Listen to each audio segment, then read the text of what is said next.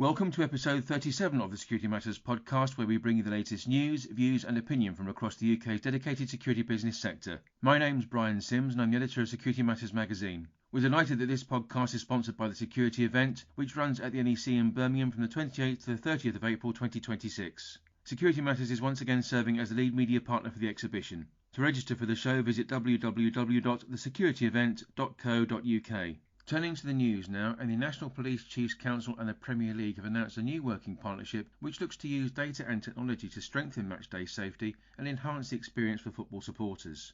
The United Kingdom Football Policing Unit and the Premier League already work together on delivering safe and enjoyable match days for supporters. Going forward, pilot schemes will explore how new operational approaches can build on this success. Police forces will now work with Premier League clubs in London, Merseyside and the West Midlands, with the first projects rolling out this year. This is set to include the piloting of drones to provide an improved picture of what's happening around football stadiums and also help manage risks to public safety more effectively. Leveraging data and artificial intelligence-driven predictive modelling to understand crowd dynamics and enhance public safety is also part of the mix. So too, piloting live intelligence-led facial recognition to identify and prevent serious offenders from attending matches, building on the experience of deployments that have already taken place at other major events. The overriding aim is to learn from these projects in order to establish if they enable safer and more effective delivery of large public events, as well as sharing best practice, which could then benefit other major events nationwide.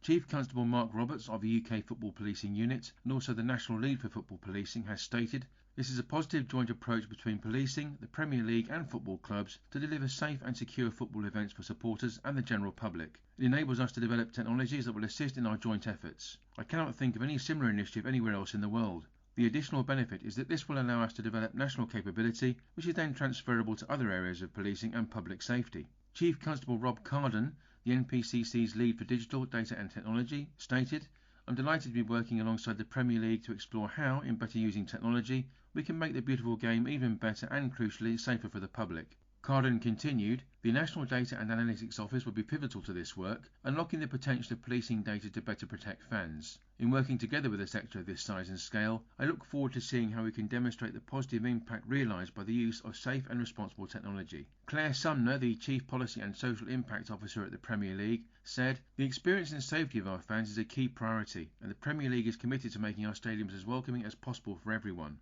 Sumner continued, "The Premier League recognises the significant contribution that police forces make to the safety of Premier League fans, both on match days and more broadly in local communities where those clubs are based. I am pleased that this partnership will take our collaboration further, building an even stronger relationship between the Premier League and the police." Sarah Jones, the Minister of State for Policing and Crime, concluded, "Every fan deserves to feel safe when they go to a game. I welcome the Premier League working with the police to use cutting-edge technology on game days. By working together, we can ease the pressure on police officers while in parallel improving public safety." Businesses and organisations are being assisted to better prepare for terrorist attacks, upskill their members of staff and also access trusted expertise thanks to new measures being introduced by Counter-Terrorism Policing. As the lead body for countering terrorism threats in the UK, Counter-Terrorism Policing has announced two new initiatives purpose-designed to strengthen the UK's protective security and organisational preparedness. Importantly, both initiatives address recommendations put forward by the Manchester Arena inquiry.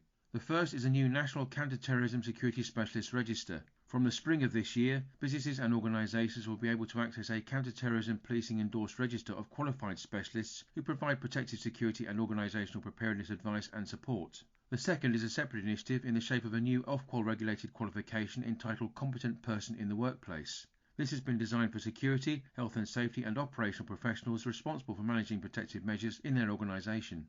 John Saville, the Deputy Assistant Commissioner for Specialist Operations, has said, "Our aim is to empower organisations to make informed decisions about protective security and preparedness. We've listened very carefully to industry feedback, which has been particularly clear. Organisations want to be able to access professional and credible advice." These two initiatives respond directly to that requirement. They offer proportionate and practical tools to help venues raise their standards and strengthen protective security, thereby affording organisations the confidence and trusted support they need to protect the public. Saville went on to state, "Our overarching goal is to keep the public safe from the threat of terrorism. Providing businesses and organisations with easy access to the best advice available will go a long way towards achieving that goal." The Counter-Terrorism Security Specialist Register will be delivered via a partnership between the National Counter-Terrorism Security Office, a specialist unit within Counter-Terrorism Policing, and the National Protective Security Authority-sponsored Register of Security Engineers and Specialists. Members of the Counter-Terrorism Security Specialist Register are bound by a code of conduct. This will provide access to trusted and competent specialists, assurance that individuals meet recognised standards, confidence that members are bound by a professional code of conduct, and a straightforward way in which to identify qualified counter-terrorism protective security support. If organisations need counter-terrorism protective security, preparedness advice or technical implementation, the Counter-Terrorism Security Specialist Register will offer access to a wide pool of verified expertise across multiple disciplines. The National Counter-Terrorism Security Office is working with the awarding body SFJ Awards to develop a new counter-terrorism protective security and preparedness qualification. The Ofqual regulated qualification is currently being finalised and will formally launch in March this year at the Security and Policing event. This is a Home Office funded project created following the Manchester Arena Inquiry report and will provide organisations with the toolset needed to understand and mitigate the threat posed by terrorism. Our special guest on this edition of the Security Matters podcast is Richard Fogelman, CEO of the National Security Inspectorate, a role he began back in March 2023. A graduate in law from Birmingham City University, Richard served as a trader at Credit Suisse before becoming finance and operations manager at Hammerson, with responsibility for an annual budget of circa £10 million. Richard joined the NSI from Grief Encounter, the charity dedicated to supporting upwards of 10,000 bereaved individuals on an annual basis. During our interview, Richard concentrates on several key areas, among them the progression of the Inspectorate, the S12 Security Guarding Leadership Group, and also the challenges and opportunities impacting the security sector.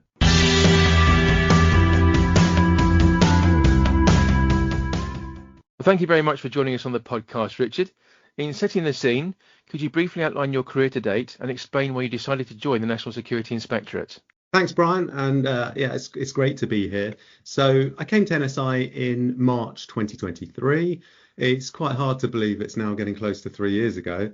And it was an unconventional career journey for someone who is now in the security world.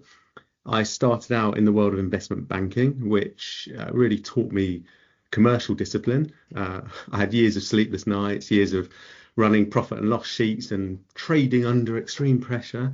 I guess one could say that was my first exposure to security issues. I then moved into retail, which was all about customers and brand as I ran a shopping centre. That was a really exciting role.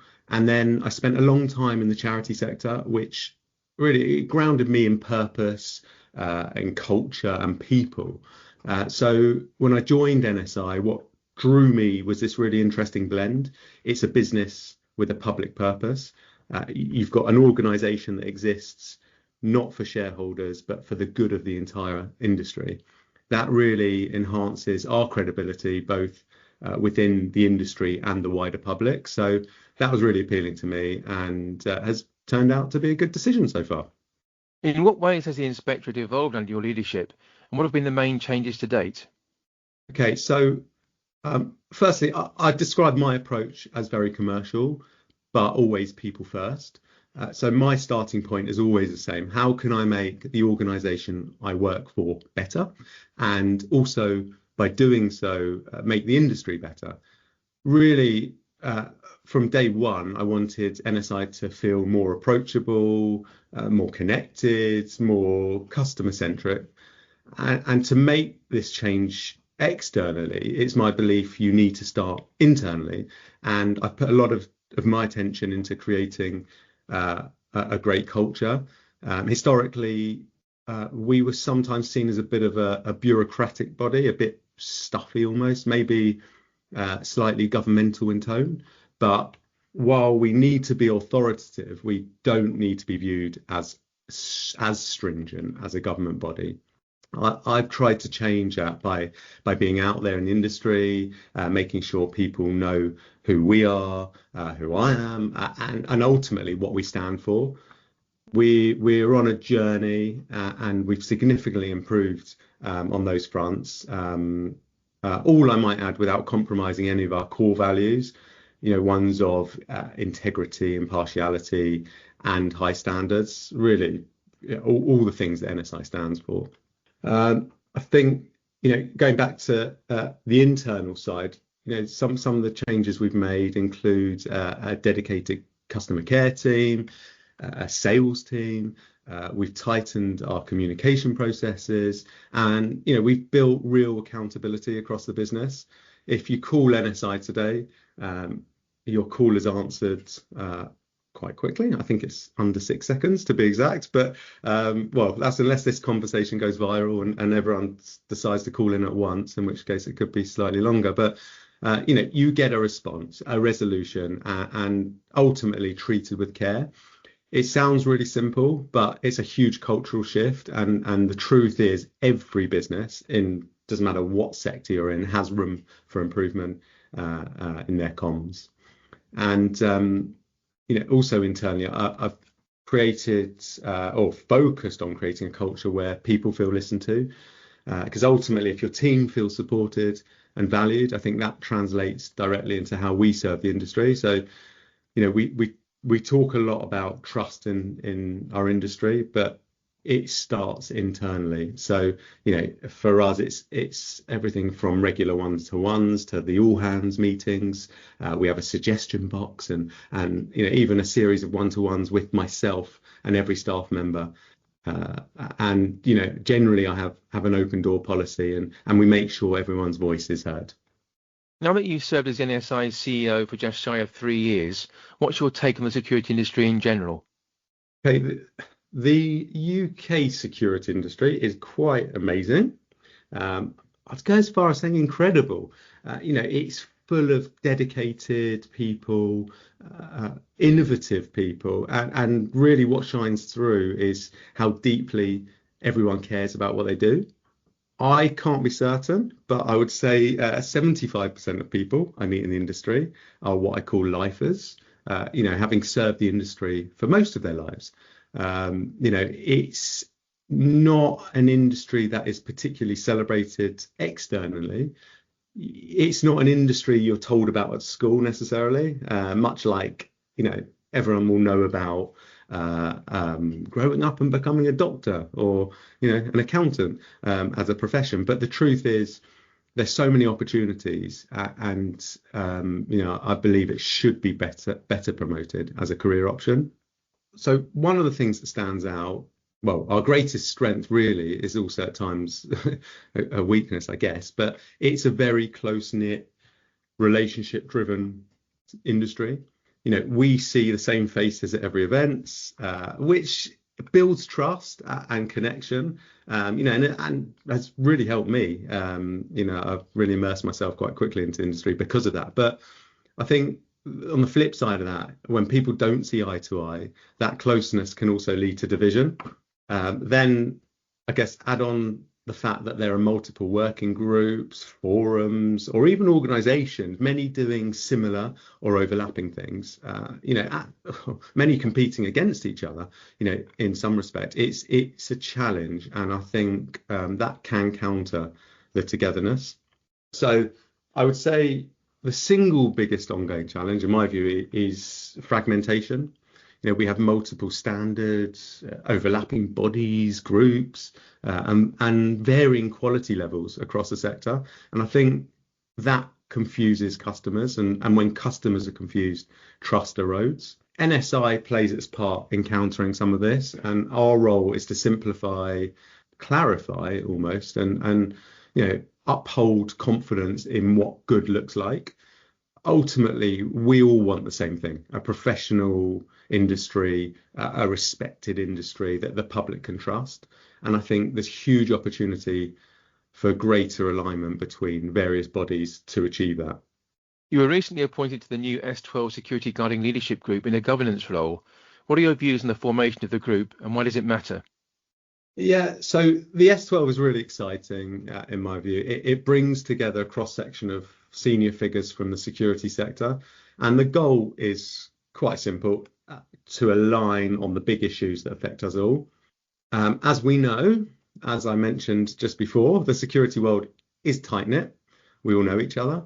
As I said, the strength is collaboration, but can also be a weakness because familiarity can slow change. And I think it's that change, which hasn't come as quick as the sector may have liked, is what has brought this group about. The challenge has long been that the sector is fragmented, as I mentioned. Maybe outside of the SIA, lacked a unified body capable of working directly with a minister to address key issues and challenges. And really, that's where the S12 comes in. Its mission is to fill that gap and create a united voice for the industry that collaborates with everyone from government to regulators and key decision makers to shape policy, raise standards, enhance public safety, which is what we all want. From the start, the S12 has been built on a set of core values, namely transparency right at the heart of everything. Representatives came forward, put themselves forward for election, and the current members were chosen through an open public vote. That group was then announced by the Security Minister, Dan Jarvis, at the International Security Expo, where we had an inaugural meeting with the Home Office, and also joined by the SIA and the newly elected members. And most recently, there's been industry consultation, which invited stakeholders from service providers and consultants to buyers to share their views on the sector's most pressing issues or challenges. It's quite amazing the level of engagement. I think there were over 300 submissions from over 200 organisations, and off the back of that, there are now work streams set up, dedicated leads for each of those, and the formation of the working groups gives stakeholders a real opportunity to get involved and drive progress on the issues that matter most to them. So I'm genuinely really excited about how the S12 can shape the future of the industry. And as I said, I think the consultation showed just how eager everyone is to engage and also make a difference. Discussion continues on regulated versus unregulated elements of the sector. How do you see that divide?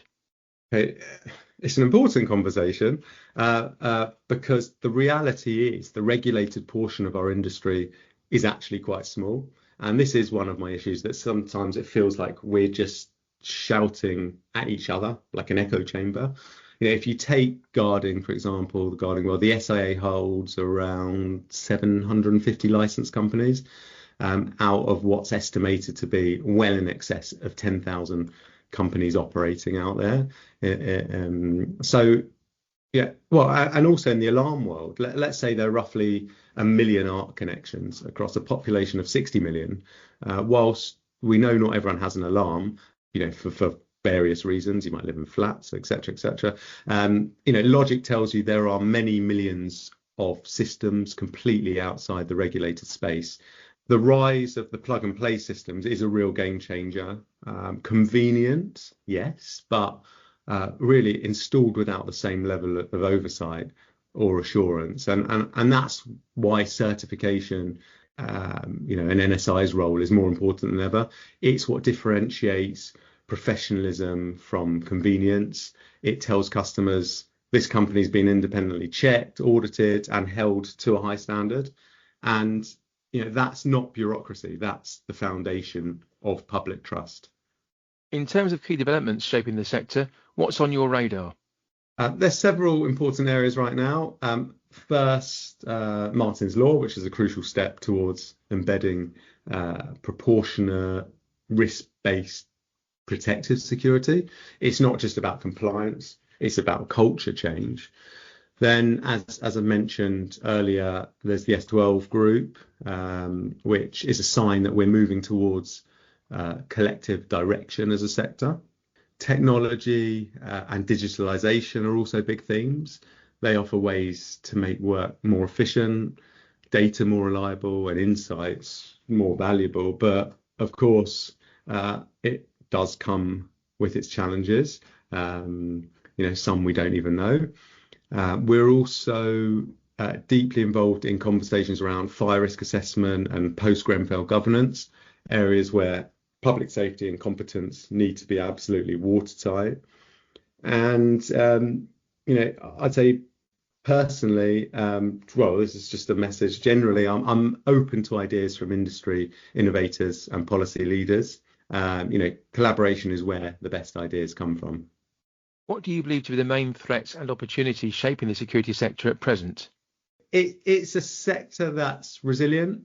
It's innovative and full of pride. As I've mentioned earlier, the challenges are real, margins are tight, which can be an issue for both organisations operating at their maximum potential, but also hiring the best people, which leads me on to another issue. There's a skills shortage, and technology is moving at a pace that's hard for some to keep up with.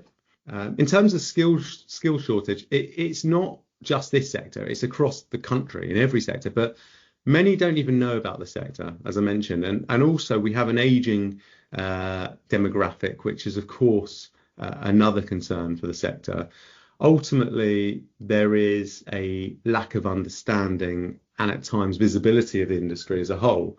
Typically, at a wider level, you only hear about something going wrong in the industry. I think the opportunity lies in professionalization, integration, and intelligence-led systems. And I think our job at NSI is to help turn good intent into verified performance. There's a big difference between saying you do the right thing and being independently recognized for it. And that verification, that third-party validation, is what underpins trust across the whole industry. Finally, Richard, how is NSI remaining ahead of the curve and ensuring that certification remains relevant?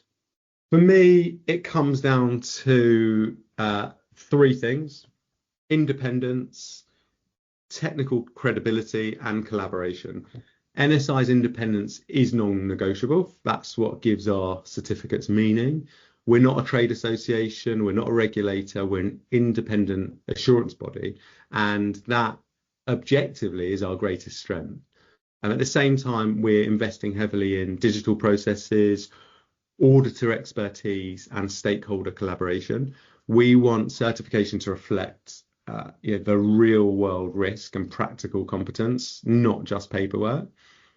We are consistently engaging with manufacturers, security, I guess the community as a whole, also insurers, and also the police, to ensure we stay ahead of the curve. Ultimately, it all comes back to purpose and safer communities, stronger businesses, and a more trusted industry. And that's what drives us every day at NSI.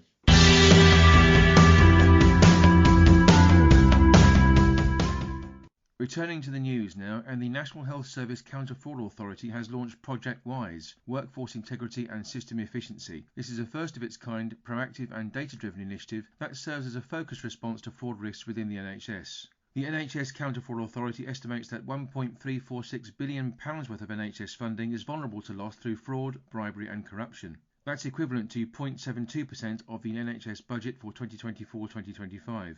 Project WISE forms part of a wider national effort orchestrated to reduce this vulnerability by improving the early detection and prevention of fraud across NHS systems. The pilot is being delivered in partnership with 5 NHS trusts in the South East and South West, namely the Hampshire and Isle of Wight Healthcare NHS Foundation Trust, the Hampshire Hospitals NHS Foundation Trust, the University Hospitals Southampton NHS Foundation Trust, the University Hospitals Dorset NHS Foundation Trust, and the Dorset Healthcare University NHS Foundation Trust. Project WISE will test how advanced analytics models and machine learning tools from the NHS Counter-Fraud Authority's Project Athena programme can be applied at a local level in order to identify anomalies and patterns that may indicate fraud. The pilot will study both local and national data sets, generate intelligence from data outliers, support local counter-fraud teams through NHS Counter-Fraud Authority expertise and resources, and assess return on investment in order to inform a potential national adoption. By working in collaboration, participating NHS trusts will share insights and best practice to help reinforce local and regional counter-fraud capability. The project aims to improve transparency, strengthen system controls, and support a coordinated approach towards fraud detection and prevention across the NHS. Alex Rothwell, the CEO at the NHS Counter-Fraud Authority, commented, Project WISE represents a proactive and collaborative approach towards tackling NHS fraud head-on. By understanding and quantifying fraud risks, we can see the bigger picture, recognising patterns of behaviour and targeting action where it's needed the most, in turn reducing vulnerabilities and strengthening the resilience of NHS systems. Colin Edwards, the local counter-fraud and security specialist at the NHS Hampshire and Isle of Wight Integrated Care Board, explained, as an NHS counter-fraud professional, I'm proud to contribute towards the WISE initiative. It's a proactive step in protecting the integrity of our health services and the care upon which our patients rely. By combining advanced analytics with local expertise, we're turning intelligence into meaningful action that strengthens trust, accountability and efficiency across the health sector. Edwards went on to state, WISE brings together innovation, collaboration and a shared commitment to tackling fraud in a smarter and more coordinated manner. I'm inspired to be part of a project that will deliver real impact by protecting resources, supporting colleagues and safeguarding patients. In the next phase of the pilot, the NHS Counter-Fraud Authority will publish a suite of fraud prevention materials for NHS teams. These resources will draw on real-life examples to highlight lessons learned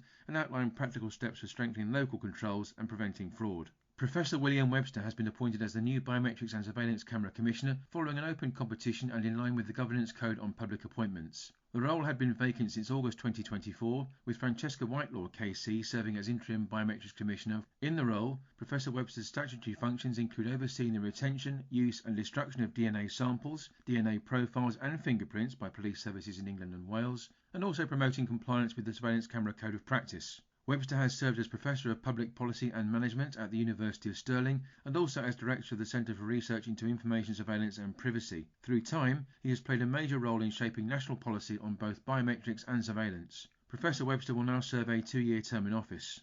Commenting on his appointment, Professor Webster said, I'm delighted to have been appointed as the Biometrics and Surveillance Camera Commissioner. Progression in new technology, and around biometrics for example, means that the Office of the Biometrics and Surveillance Camera Commissioner will play an increasingly important role in safeguarding the rights of citizens, while also contributing towards keeping the UK safe and secure. My focus will be to oversee police applications to retain biometric material and the evolution of and adherence to the Home Secretary's Surveillance Camera Code of Practice. Webster continued, I bring over 25 years of academic experience in researching the governance of surveillance, with focused expertise on the regulation and provision of surveillance cameras, surveillance ethics, oversight mechanisms and digital government. Further, Professor Webster explained, as I carry out my role, I'll actively seek the views of stakeholders and encourage participation in the debate on the regulatory landscape for biometrics and surveillance cameras, and also on how we safeguard the rights of citizens, while in parallel contributing towards keeping the UK safe and secure at all times. In conclusion, Professor Webster noted, I'm looking forward to working with stakeholders and the Office of the Biometrics and Surveillance Camera Commissioner in shaping the regulatory landscape around biometrics and surveillance cameras, and also in fulfilling the statutory roles associated with this important position. That brings us to the end of this edition of the Security Matters podcast. Many thanks indeed to our special guest Richard Fogelman from the National Security Inspectorate for his time and insight.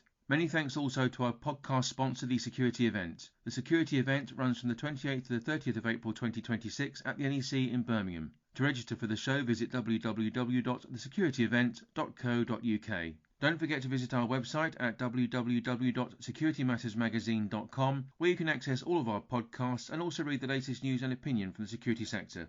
You can view our dedicated features content and also sign up to receive our very popular weekly e-news bulletin. Please do contact us if there are any key themes or issues you would like us to explore on upcoming editions of the podcast. You can do so on X, formerly Twitter of course, by using the hashtag SecurityPod. On that note, make sure you follow us on X at WBMSecMatters and access our LinkedIn page at Security Matters. Please do like and share the podcast content and spread the word among your industry colleagues. You can listen to the Security Matters podcast for free on Apple Podcasts, Spotify, Google Podcasts, YouTube or Podbean. To download the Security Matters podcast, all you need to do is enter the term Security Matters into your chosen platform search box. We'll see you next time.